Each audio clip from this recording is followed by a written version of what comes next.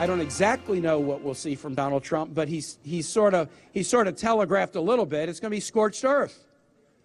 It's going to be scorched earth. Donald Trump has made the entire campaign about going after people. It's like after he's insulted every group, what left can he do? I will insult the entire American democratic system by saying that elections are rigged since I'm so far behind. Welcome back to America Talks. And remember, you can join the conversation. That, of course, Democratic vice presidential nominee Tim Kaine. Yes. Blasting Donald Trump for characterizing this election as rigged. Democrats not the only ones criticizing Donald Trump. Republicans as well, right? We want to hear from you. Again, the number to call is 1-877-NEWSMAX. Again, that's 1-877-639-7629. Now we want to welcome back our panel, political commentator and Newsmax insider Clarence McKee. Clarence is also the president of McKee Communications Incorporated, and also joining us here on the set, retired Florida police detective Tom Whatley. And joining us via Skype, GOP strategist and national political talk radio host on the Andrea Kaye Show, the lovely Andrea Kaye. Thanks so much for joining us. All right, Andrea, we just heard from Tim Kaine there. I wanted to get your take on this debate taking place right now as to whether or not the election process is rigged or not. Obviously, there are some things that make us all a little bit uncomfortable when you hear these stories. Clarence was talking about Philadelphia and the new Black Panther Party earlier. But is there a line in which Donald Trump shouldn't cross when he talks about the rigged system? Is that question for me? Yes. Yes, it's for you, Andrea. Well, I think that discussions of polling and whether or not the election is rigged, I think the Democrats have found a new area in which to play the shame game. If you question global warming or climate change or whatever they're calling it this week, you're a science denier, you're crazy. If you want immigration laws enforced, you hate brown people. And I think that's kind of what's going on here. Why would we not question what's going on in our election process when we hear reports about, didn't we just have an immigrant who shot up a mall recently and we found out later that he had voted in 3 election cycles? Mm-hmm. Did we not just hear recently in Virginia that I think it was 7 or 9 districts in which I think it was almost 1,300 illegals voted? Every American should be concerned about our election process and its preservation and make sure it's pure. And we should be welcoming any investigations into that. And if it is a great system, and there's no issues, then we'll find that out. So, and I also think there's a variety of different ways to rig an election. One way is to control the votes by controlling the message, and we see what's going on with the collusion with the media. But Andrea, you're saying the entire presidential election could be rigged. Well, I think it depends on what you mean by entire. State elections determine the outcome. I mean, could we? We're talking about the presidential race, since this is what Donald Trump keeps talking about. Could the race be stolen? Based on some of these concerns that Trump is raising. Well, in the year 2000, we know that the state of Florida, there was a lot of demands for recount because it came down to 500 votes. So when the entire election came down to 500 votes, and there was a lot of people on the left that were really upset with the Supreme Court for ruling in the way that they did. And if you look at that case in Virginia, in which the 9 districts, 9 of, I think it was like 60, had 1,300 illegal votes, I think that's enough to sway an election. So I think that, and if every state has its own election boards and its own commissions, and I think that they need to make sure that the process is transparent. And I think that people need to stop telling us that if we want voter ID laws, that we're racist. Bringing up the point that Clarence brought up earlier. We now want to go to our caller. We have Virginia joining us from Wichita, Kansas. Kansas, my home state. Virginia, thanks for joining us here on America Talks Live. Oh, you're welcome. Hello to another Kansas. I just wanted to say, I don't know where Tim McKee's been the last several elections, but it was in the newspapers in the national news at 4 states, and I think they were all Midwestern states, that the last election, that the machines were, if you voted for Romney, they would come up Obama, and he was even on our national news. They were, and this is in Kansas, they were counseling us to, before that we pull the final lever to cast the vote, to make sure that it was on the candidate that we wanted. And for these people to say there's, that's unlikely. There just won't be voter fraud. I don't know if that comes under voter fraud, but it sure wasn't voter okay. Mm-hmm. Clarence, you'd like to comment? Yes, Virginia's absolutely right. A little bit. Here's what Mr. Trump has done.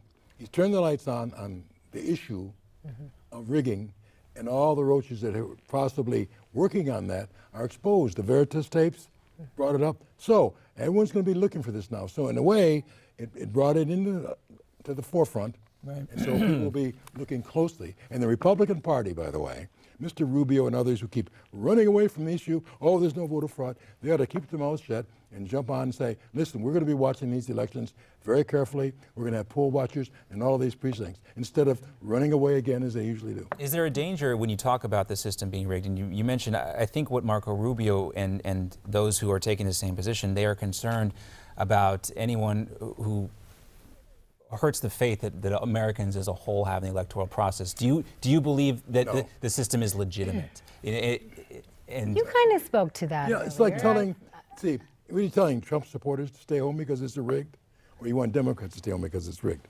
So it's just to bring the issue up, and the Republicans, for once, if they could stick together on something. Yeah. Yes, nice. unite. We want to talk about another issue. We've been talking a lot about rigging, but the latest Investors Business Daily and Technometric market intelligence tracking poll. Did I get that I all? would believe that one. Technometric market. Yeah, it is kind of a mouthful, but you get the drift. Shows us some good news for Trump. You know, the polls haven't been looking so hot for Trump, but this poll has been the most accurate poll in recent presidential elections, and it shows, as you can see right there on your screen, that Trump is ahead at 41.3%. Clinton 1% point behind. Now his lead is within the margin of error, plus or minus 3.3 percentage points. So a lot of numbers. Could be another Brexit coming up here. Remember Europe and Brexit? Yeah. A lot of people are not telling pollsters, I'm for Donald Trump. I've talked to 5 or 6 black folks who would never tell them anywhere publicly. The same with some people in Broward County, Florida, and here in Palm Beach County, as liberal as you can get. They're not going to say I'm for Donald Trump. So and I've run into that too. I've run into that too.